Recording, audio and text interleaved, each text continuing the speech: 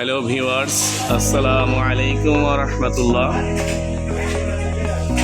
আশা করি আপনারা সবাই ভালো আছেন, আমিও ভালো আছি আলহামদুলিল্লাহ। আজকের ভিডিও আপনাদের দেখাবো আমি ল্যাব এরিয়া, মানে গার্মেন্টস সেক্টরে একটা গুরুত্বপূর্ণ পয়েন্ট হলো ল্যাব এরিয়া। এই ল্যাবরেটরি সেকশনে ফেব্রিক ইনহাউস হওয়ার পর কি কি টেস্ট করি আমরা, এই মেথডগুলো আপনাকে আজ আমি দেখাবো এই ভিডিওর মাধ্যমে। আমরা একটু সামনে যাব, দেখাবো ল্যাবে কি কি কাজ করি আমরা।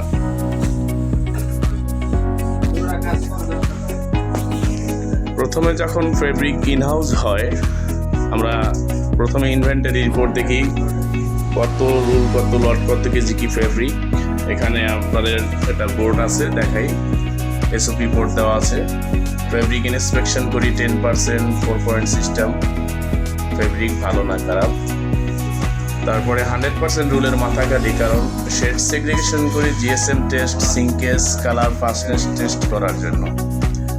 শেড সেগ্রিগেশন করি কারণ একই লটে একাধিক শেড আছে কিনা। তারপরে আমরা জিএসএম টেস্ট করি 100%, কারণ গার্মেন্টস অ্যাকচুয়াল থেকে জিএসএম কম বেশি আছে কিনা।